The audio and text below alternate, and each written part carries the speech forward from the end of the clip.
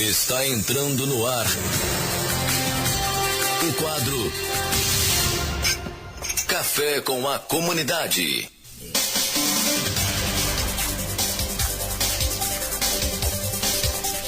Agora, 8h40, o nosso programa Café com a Comunidade. Nós estamos com nossos convidados aqui nos estúdios e vamos bater um papo, né, gente? Bom dia, Sheila. Bom dia, Natan. Bem-vindos ao nosso programa.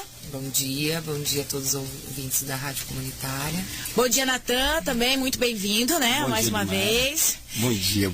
Legal, é isso aí. Então, nosso programa de hoje, Café com a Comunidade, ele é um quadro fixo, né, que acontecia geralmente aos sábados com o prefeito Juscelino Sotoriva, mas se encaixando a legislação eleitoral, nós temos as participações da comunidade, várias lideranças já passaram por aqui nos nossos estúdios, e o quadro Café com a Comunidade é um projeto da equipe de jornalismo da 87.9 que está aproximando a comunidade com este canal de comunicação. O programa Café com a Comunidade vai ao ar todos os sábados, né, a partir das 8h30, trazendo informações de interesse de todo o município, tanto da área urbana como rural. E o nosso quadro Café com a Comunidade tem o apoio da Farmácia São Luís, Mazoquim Rede Construcia, Super Itaipu, Posto de Gasolina do Lago, Oficina do Relógio, Pro Saúde, KK Comunicação Visual, CFC Rota Oeste, JC Transações Imobiliárias, Esteticar Estética Automotivo. E nós vamos lá diretamente ao assunto, né? Tá todo mundo bem aqui nos estúdios depois do rock and roll de ontem, gente? Como é que vocês estão? Fala um pouquinho pra gente. Tudo certinho, tudo inteiro, esperando hoje, né? Opa, hoje vai ser bacana, né, Natan? Hoje vai ser legal. A partir das 14 horas, o som da guitarra começou outro lá embaixo. Opa, e ontem o pessoal foi muito bacana, né? A CDC Cover, o Gus também, né, Sheila? Você gostou? Foi ótimo. Muito bom, bacana. Então, nosso assunto de hoje, aos nossos convidados, né? Chegou ao Congresso Nacional na última sexta-feira a primeira medida provisória editada pelo interino Michel Temer, né, o presidente interino, que trata da reforma ministerial do novo governo, reduziu de 32 para 23 o número de ministérios. A decisão foi publicada em uma edição extra do Diário Oficial na última quinta-feira, após a posse de Temer. A medida extinguiu a Secretaria de Portos, a Secretaria de Comunicação Social e a Casa Militar da Presidência da República, os Ministérios da Cultura, das Comunicações, do Desenvolvimento Agrário e das Mulheres, da Igualdade Racial e dos Direitos Humanos. Os cargos dos ministros que ocupavam esses ministérios também foram extintos. O novo ministério criado de Transparência, Fiscalização e Controle abarca parte das competências da Controladoria Geral da União, também extinta pelo Ministério. O Ministério da Educação voltou a englobar a cultura, as funções das Secretarias de Aviação Civil e de Portos passaram para o Ministério de Transportes, Portos e Aviação Civil. As funções do extinto Ministério das Comunicações foram para o Ministério da Ciência, Tecnologia, Inovações e Comunicações. As questões relativas às mulheres, né, igualdade racial e direitos humanos, passaram para o Ministério da Justiça e Cidadania. O novo Ministério do Desenvolvimento Social e Agrário vai abarcar as funções extintas do Ministério de Desenvolvimento Agrário. E tudo isso, gente, olha, com certeza resulta em nosso município, que é onde vivemos, né? Não só em Santa Helena, como em toda a região. Por isso, nós estamos discutindo e abordando esse assunto aqui na Rádio Liberdade FM, no Café com a Comunidade, com a presença da assistente social da Prefeitura de Santa Helena, a Sheila, o diretor de Cultura do município de Santa Helena, Natan da Costa Duarte, e também, durante o programa, conversamos com o presidente da Arciop, da Associação das Rádios Comunitárias do Extremo Oeste do Paraná, Afonso Franciner. Vamos aos nossos convidados, então, nesta manhã, para falar um pouquinho sobre esse importante assunto que trata envolvendo a nossa comunidade. Natan, começamos por você. A importância da cultura para um país, já que nós estamos abordando aí a extinção desse ministério, né? Com certeza haverá cortes também nos investimentos ao setor da cultura. A importância da cultura para um país, na sua opinião? Bem, a questão cultural de um país, de um povo, e quando você fala de um povo, você vai para todas as regiões, todos os municípios, todos os cantos. É importante saber de onde nós somos para saber para onde nós vamos. O povo que não conhece a sua história, não conhece a sua cultura, ele não sabe o que fazer. A inexistência da pasta do Ministério da Cultura é uma perca muito grande para toda a comunidade. Hoje a grande mídia tenta mostrar apenas os artistas que de fato ganham algum recurso com o Ministério, mas eles não estão olhando o lado do patrimônio cultural. Aquilo que você pode construir como posse do povo brasileiro, em que a cultura tem a responsabilidade de manter. Eu entendo e tenho visto que não foi uma das melhores ações do presidente Temer, né? Porque nós acreditamos que quanto menos condições sem discutir as coisas, menos você consegue fazer.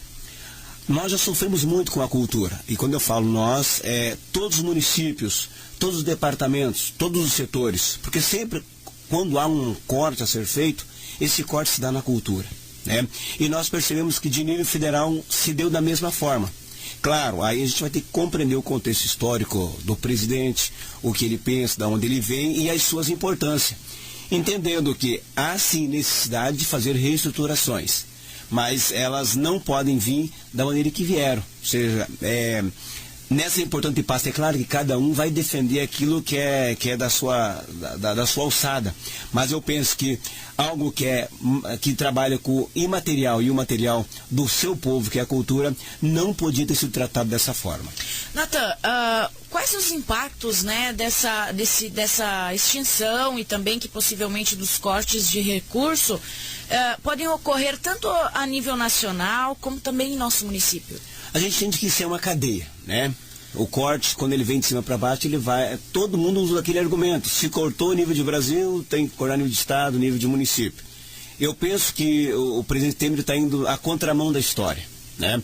Onde nós brigamos aqui em Seterina, por exemplo, de aumento de orçamento. Nós já temos aí uma discussão por parte da equipe que está no departamento e que continua nesse momento, de passarmos, inclusive, de uma conquista de 1% de recurso para a cultura, né? Para você ter ideia, nós tivemos em 2014 450 mil, o ano passado 480 mil, esse ano 560, e estamos já previstos na LDO para 960 mil para o ano 2017.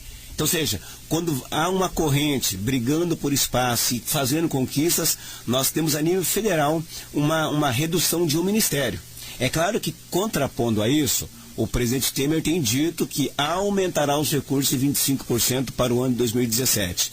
Mas até uma análise feita pelo presidente Renan Calheiros, do Senado, diz que o impacto negativo ele é muito maior do que o impacto financeiro que está acontecendo no Ministério. Então não há explicação por isso, de ter feito dessa forma. Penso que o que pode se mudar isso é o que aconteceu ontem no nível de Brasil. Mais de 18 capitais ontem, Sheila, se reuniram para protestar nas FUNARTs, nas fundações e em espaço cultural, brigando para a volta do Ministério. Já há por parte do Renan e outros aliados do governo, que se o presidente Temer não voltar na caneta dele no Ministério da Cultura, eles o farão pelo Senado Federal. Então, ou seja, ele chegou numa encruzilhada e o presidente Temer deve acenar aí a volta do Ministério. Mas eu penso que tudo isso ele faz nós acordarmos para a nossa discussão local quanto cultura e também regional. Isso incide na falta de grupos organizados para defender a cultura. No estado do Paraná, nós já tínhamos aqui na região da ACEL, uma associação que era a ACEL, e tínhamos também a Regional 10, que eram grupos de gestores culturais, e aí tinha dançarinos, pessoal do teatro, pessoal do circo, os diretores, os gestores culturais, que brigavam por ações que aconteciam na região. E nós não temos mais isso, foi desarticulado. Precisamos remontar isso, que a sociedade desorganizada não tem a quem brigar, né? Tinha uma professora que sempre dizia que o povo organizado, o político fica de joelho. Agora, quando o povo ele não está organizado, não tem ninguém que faça a sua defesa. Então, eu penso que os cortes que o presidente está fazendo ele deve ser retomado, deve ser uma briga maior. Porém, saliento que não deve ser um ministério da grande burguesia. O que acontece com a cultura é que quando vai se distribuir o recurso para as produções, para a restauração de obra, a restauração de prédios públicos, isso tem ficado na mão da minoria. Uma má gestão, né, Natan? Por exemplo, vou dar um exemplo aqui, a Regina Duarte tem uma peça de teatro, né? Ela vai no Ministério e ela consegue no Ministério lá R$200 mil para fazer a peça dela. E ela vem para Santa Helena se apresentar, e aqui o ingresso custa R$100. calma aí, já há o dinheiro público nessa produção.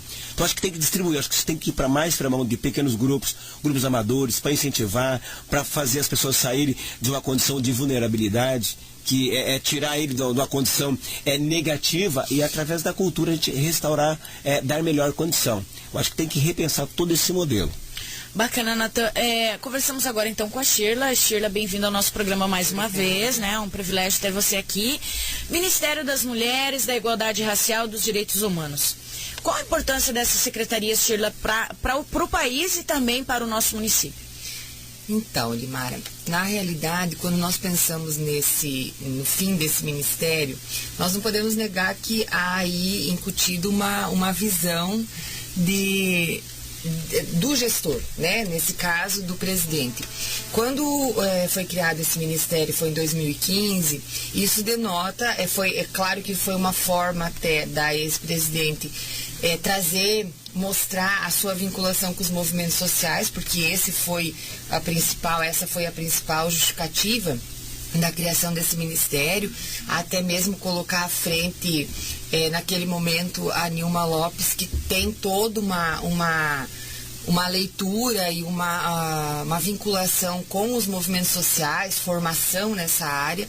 Então isso, claro, que foi também para trazer, até acredito que seja até para uma legitimação social naquele momento. Então a gente não pode negar que, assim, quando se toma uma medida como essa, há uma conotação política e há um entendimento, demonstra aquilo que o governante acredita. Então, quando nós vemos os ministérios os quais foram findados, nós vemos sim qual é a visão desse gestor, quais são os princípios que regem a administração desse gestor. E nesse caso, acredito que foi isso que aconteceu, né? Os primeiros ministérios a serem fechados foram aqueles principalmente vinculados às minorias, e até porque orçamentário, como disse o Natan muito bem, né? Quando o Renan Calheiros diz, muitas vezes o impacto social, político é muito maior do que o financeiro, né? Se nós formos pensar na questão orçamentária, o Ministério das Mulheres, Igualdade Racial e Direitos Humanos era um dos ministérios com menor orçamento. Em 2015 foram em torno de 120 milhões, né, que é um orçamento ínfimo em relação aos demais ministérios. Então, acredito que a justificativa não seja financeira. Se a gente, acompanhando os noticiários, os vários posicionamentos, nós também vemos que, concretamente, nós não vemos que o fim dos ministérios vai impactar no orçamento, como se isso fosse uma iniciativa específica para uma economia, economicidade, né? Porque eles vão ter um peso de secretarias, as ações, segundo os discursos, né, do governo, as ações continuarão acontecendo. Então, acredito que a justificativa não seja orçamentária nesse sentido. E, claro, há uma preocupação, sim, né, da repercussão disso tudo no Estado, nos municípios. A gente vem acompanhando e discutindo enquanto categoria, principalmente, não só o fim dos ministérios, mas as pessoas as quais estão sendo colocadas à frente dos ministérios. Né, quais são as visões, a história política, a história de vida, né, aquilo que já construiu enquanto cidadão. Então a gente vê que muitas vezes as pessoas que estão ficando à frente dos ministérios, elas não têm uma construção enquanto cidadão, enquanto ser humano, no contexto, naquela política, naquela conjuntura, ainda mais num país que está nas condições que nós estamos vivendo.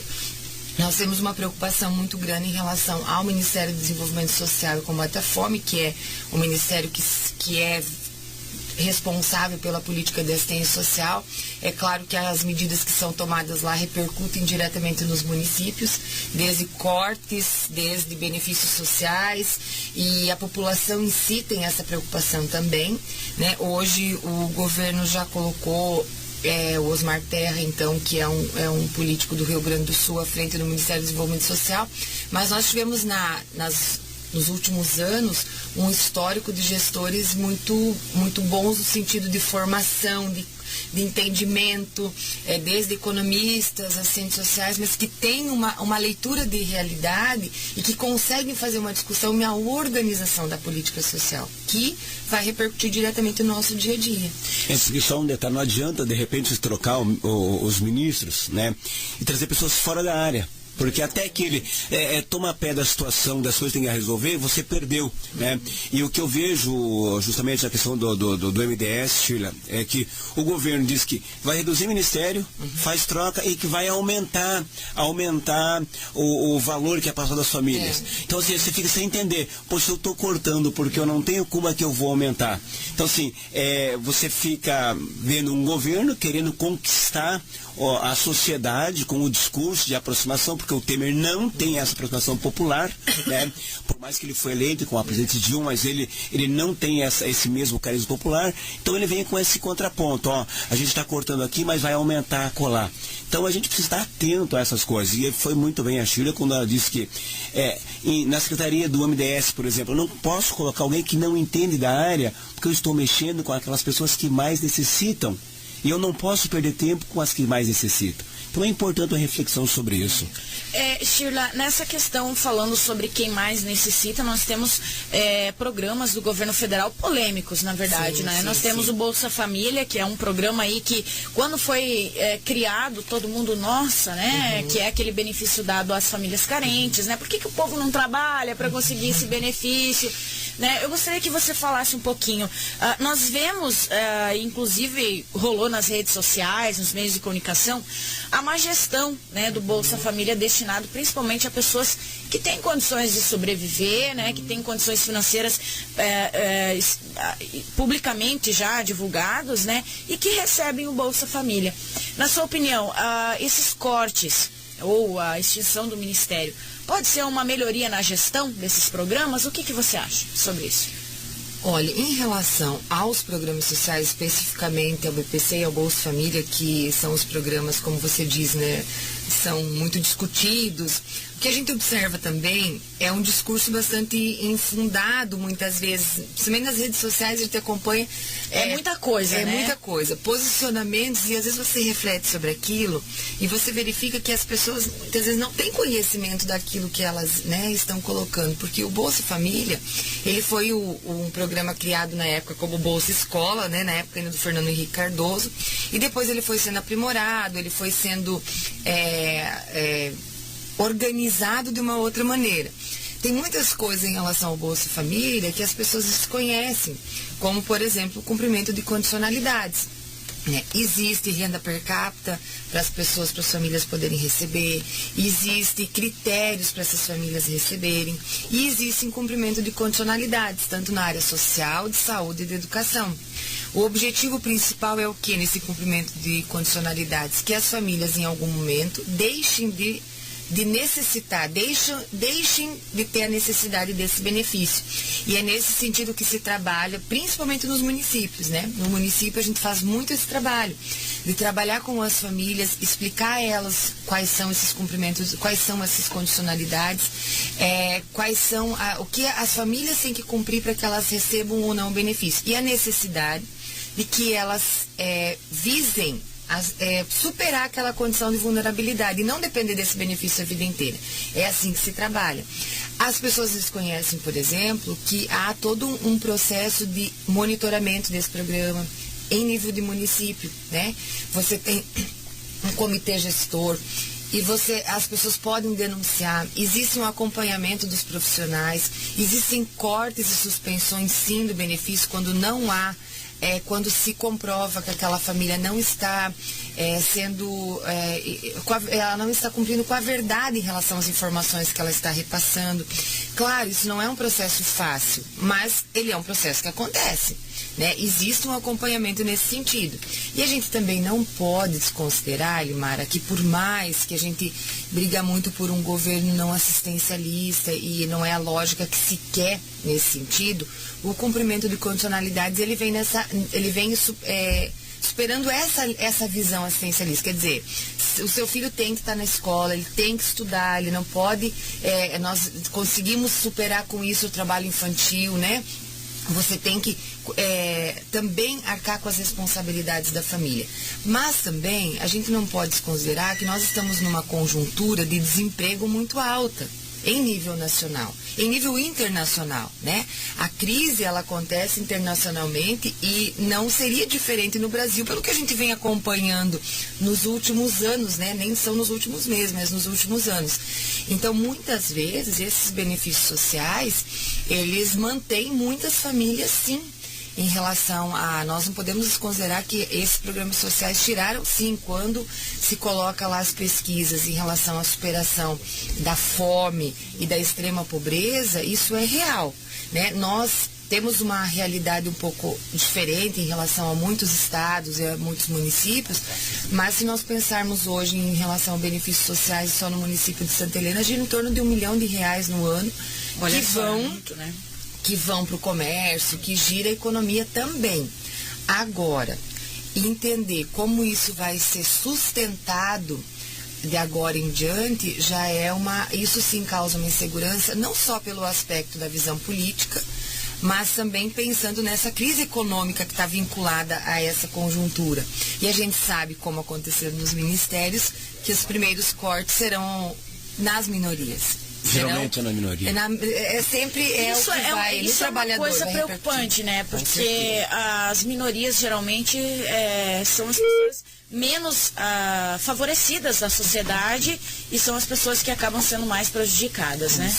O que eu penso só dando uma pontadinha aqui nessa conversa, é que as pessoas que não dependem do Bolsa Família, elas poderiam buscar um pouco mais de informação sobre o Bolsa Família. Pois é. Porque a gente vê que as pessoas têm uma opinião equivocada.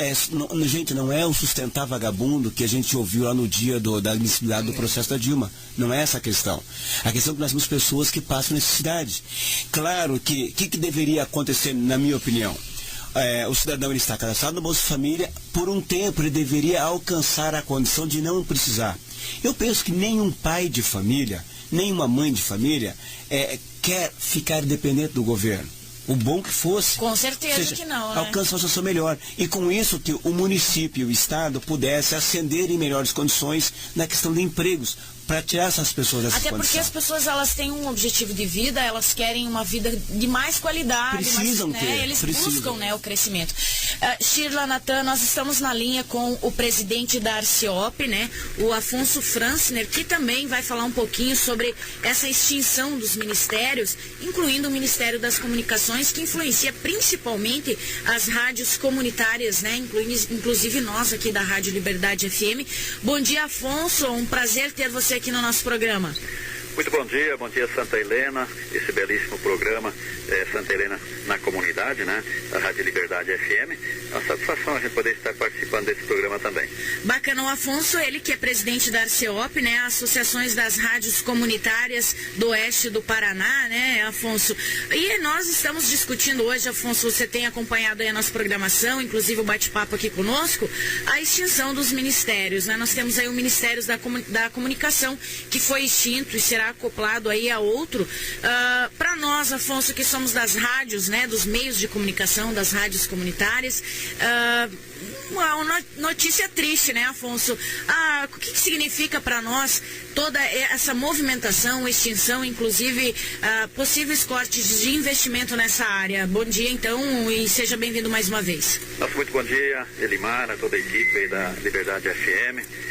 Com certeza a supressão, digamos assim, de ministérios, né, que estão sendo, por exemplo, o Ministério das Comunicações, ele engloba um grande ministério, que é Ciências, Tecnologia e Comunicações também.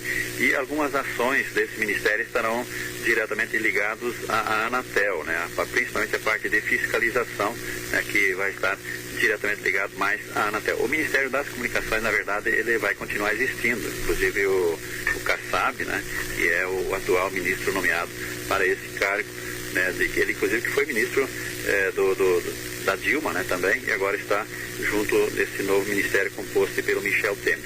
É claro que o Brasil tinha muitos ministérios, né, um excesso de ministérios, e o status de um ministério é algo assim que envolve muito dinheiro, uma equipe muito grande, muitas pessoas envolvidas, muitas nomeações, muitos capítulos de emprego, na verdade, né? 39 ministérios com certeza era demais. A gente sabe que no nosso tempo, quando eu, por exemplo, estudava no ginásio, no primário da época, né? A gente tinha que saber decor os ministérios e o nome dos ministros, né? Na época, se não me engano, eram 12 quando eu estudava, né, no ginásio, e a gente tinha que saber decor. Hoje, com 39, quase impossível, acho que nem a presidente não sabe decorar o nome dos ministros, né? De tantos que são. Eu não tive essa fase de aprender os ministérios, confesso. A gente deveria saber todos os decor, era matéria para prova, né? Para teste, então a gente tinha que saber. Então eu acredito que era demais, a estrutura do Brasil é muito pesada, né? A gente sabe disso, uma estrutura muito pesada que acaba sufocando aí a parte financeira, né? Se demanda muito, são muitas nomeações, muito cabide de emprego, e eu acho que o Brasil tem que ser passado a limpo, né? Eu acredito que o Brasil deve ser passado a limpo, mas a gente sabe que tem muita coisa ainda que está muito errada ainda. Por exemplo, tem muitas pessoas nomeadas para ministérios que estão sendo investigados também, e a gente não acha isso certo, né? Acho que tem que colocar pessoas com ficha limpa, né? Principalmente para assumir um ministério, devem ser pessoas ilibadas, né? De alto grau de conhecimento e tecnológico da área, né? Com conhecimento da área que vai atender. Por exemplo, a saúde tem que ser um médico, né? Na área da agricultura tem que ser um agrônomo ou um engenheiro, ou alguma coisa nesse sentido. Então a gente sabe que muitas vezes são apenas cargos políticos, meramente políticos, né? E que não atingem assim um conhecimento adequado para aquela área. Mas as rádios comunitárias do oeste do Paraná, né, a RCO principalmente, você falou em questões de comunicações que poderão talvez ser prejudicadas nessa questão de mudanças dos ministérios, está fazendo um belíssimo trabalho a nível de oeste do Paraná, em parceria com a Itaipu Nacional, com a Unesco também, fornecendo programas da água e energia, né, desse grande projeto que a Itaipu desenvolve, e a gente tem essa parceria com as rádios comunitárias aqui da Costa Oeste, inclusive a Liberdade FM também leva ao ar esse programa aos sábados de manhã, assim como várias emissoras da região, e é produzido pela Arciop e reenviado para todas essas emissoras. A gente quer agradecer essa participação da Liberdade FM também, junto com a Arciop, que nos próximos dias teremos inclusive uma reunião a nível regional, a nível de AMOP, que são 51 municípios, que é a área de abrangência da própria Arciop também, que é a Associação das Rádios Comunitárias do Oeste do Paraná. Afonso, aproveitando a oportunidade que você está com essa participação especial no nosso programa hoje, as rádios comunitárias, elas podem sofrer com essa extinção do Ministério das Comunicações? A gente sabe que as rádios comunitárias têm toda uma burocracia de autorizações, de liberações, que não é assim simplesmente, não só as comunitárias, mas também todas, né? Não é simplesmente, eu vou abrir uma rádio comunitária. Você acha que a extinção desse ministério pode prejudicar a formação de novas rádios e possivelmente a manutenção das que existem? Eu vou dizer uma coisa que talvez muitas pessoas não vão gostar, né? As rádios comunitárias foram criadas já há bastante tempo, se não me engano foi em 98, que foi criada a lei, que estabeleceu a legalidade das rádios.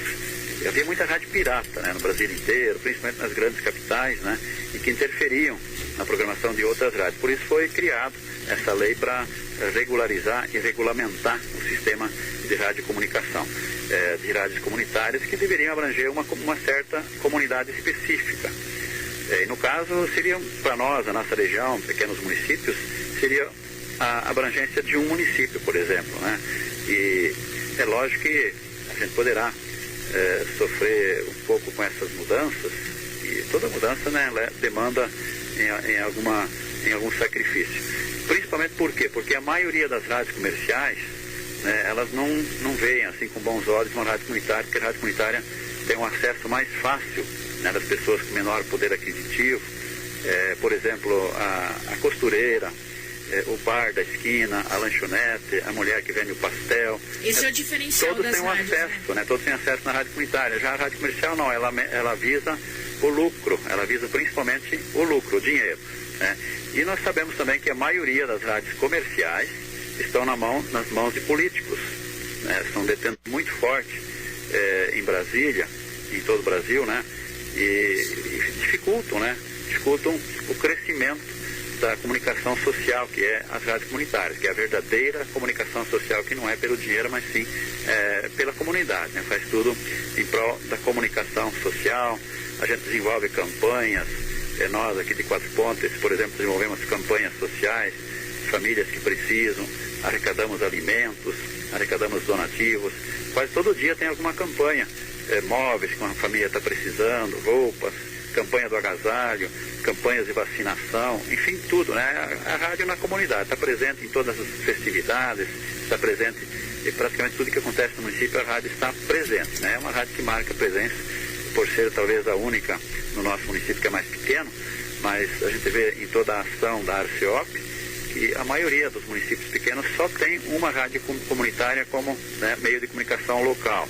Não tem um jornal diário, não tem outras emissoras comerciais na cidade. No caso de Santa Helena, a gente sabe que tem emissora comercial também, mas várias cidades pequenas da nossa região só tem a rádio comunitária como o meio de comunicação do município.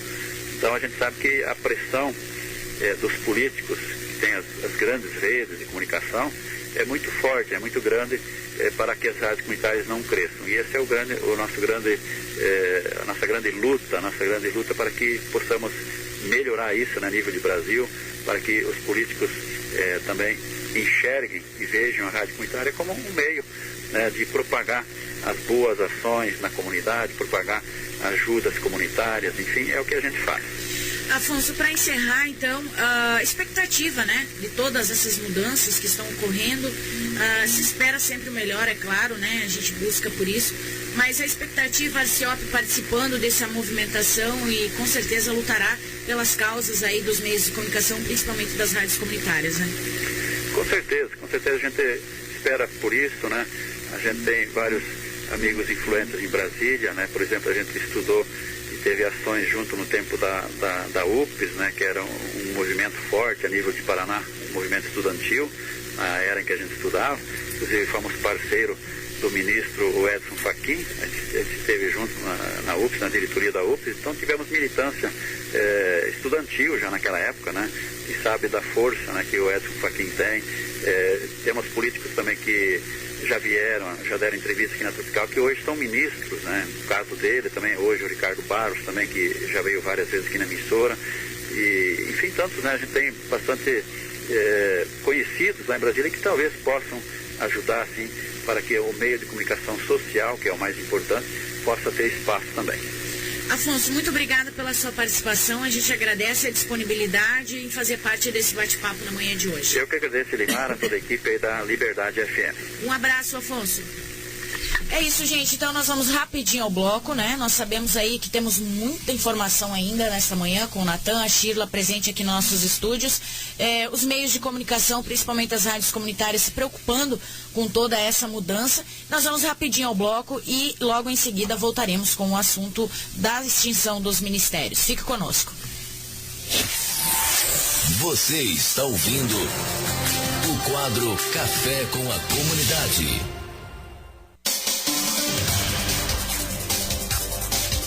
Voltamos então com o nosso Café com a Comunidade nesta manhã falando sobre a extinção de ministérios que podem influenciar diretamente o nosso município.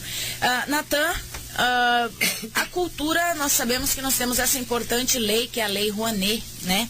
Que inclusive influencia diretamente o nosso município, nós buscamos participar dessa lei, inclusive, a extinção desses ministérios, local.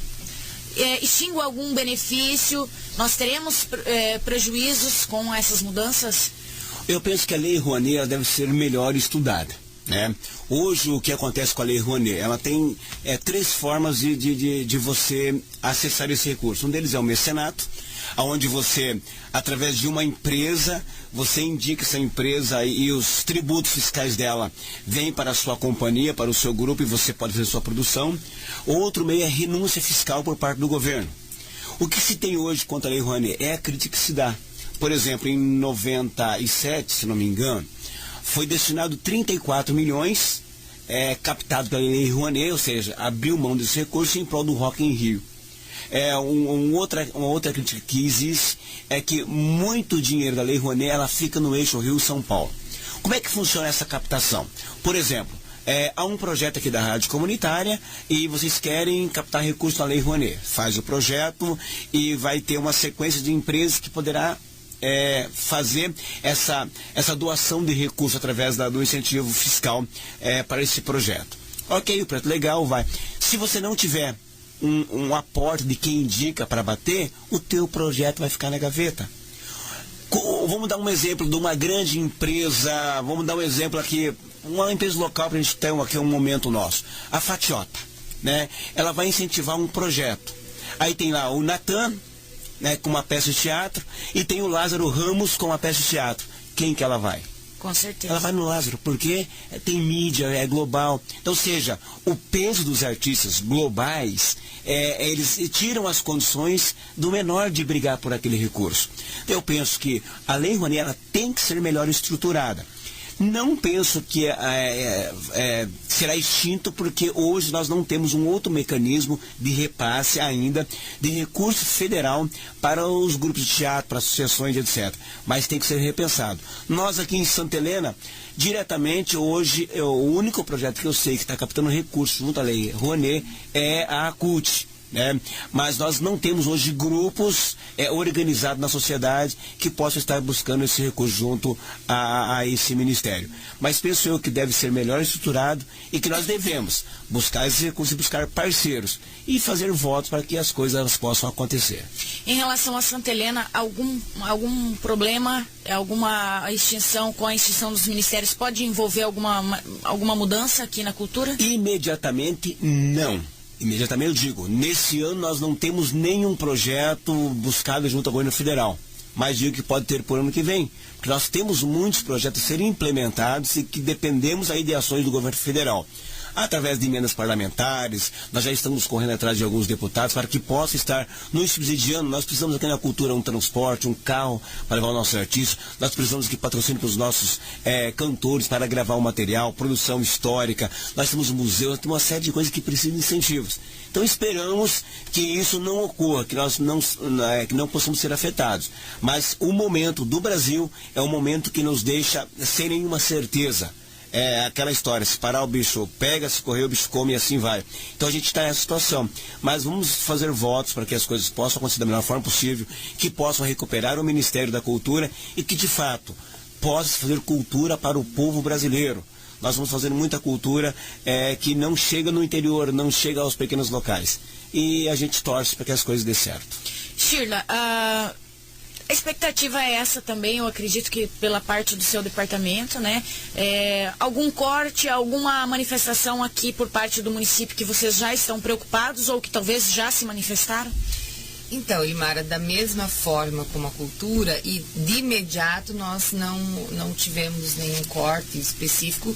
Claro que já estamos com uma certa dificuldade desde o ano passado no repasse de recursos, né? Nós estamos enfrentando nós temos recursos federais que nós recebemos mensalmente. Então, inclusive as casas habitacionais, né, Shirla, vem do governo federal? Na verdade, as casas habitacionais é uma parceria com a Coapar, mas tem um incentivo, né, do governo. Então, há uma preocupação nesse sentido, em todas as áreas. Nós sabemos que pode, nós estamos, causa uma certa insegurança para os gestores, para a população como um todo, porque nós sabemos o que está por vir, né?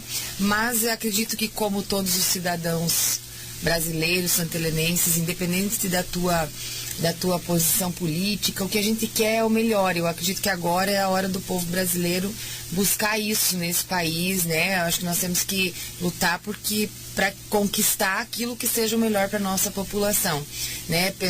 Superando as visões imediatas, particularistas, o que é muito difícil, né? Numa sociedade como a nossa, mas nós temos que superar isso para conseguir construir um país melhor, com certeza. Bacana, eu quero agradecer aqui a participação do Natan, da Shirla. Muito obrigado pela disponibilidade de vocês virem, a gente bater esse papo bacana sobre esses assuntos que muitas vezes estão distantes de nós, mas que a gente não se liga que envolve diretamente a nós aqui, a nossa localidade, a nossa comunidade, né, Natan? Obrigada, Shirla, obrigado.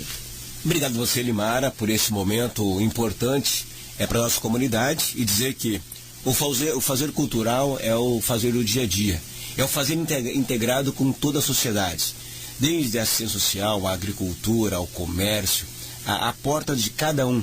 A gente tem que brigar para um fazer cultural diariamente. Agradecer a Sheila pela parceria, por esse momento importante e parabenizar vocês da Rádio Comunitária, a CUT, por providenciar momentos de debate, de discussão, e vai ter momentos que a gente não vai só passar a mão na cabeça, tem que também dar uns tapinhas na bunda, mas que faz parte do processo. Bom dia e obrigado. Obrigada, Elimar, obrigada a toda a equipe da Rádio Liberdade. Parabéns pela iniciativa, eu acho que são iniciativas como essas que fazem com que a nossa comunidade repense o seu cotidiano. Obrigada, Natan, né, pela discussão, e obrigada a todos os ouvintes por terem nos ouvido, né, até esse momento, e um bom dia a todos. Obrigada, gente. Olha só, daqui a pouquinho nós voltamos com mais participações dos ouvintes. Eu agradeço a participação de todos e ligue para a 87.9, deixe sua opinião, participe conosco no 3268-3499. Agora são 9h22. Vamos rapidinho ao bloco e daqui a pouco mais notícia e muita música para você. Você ouviu Café com a Comunidade.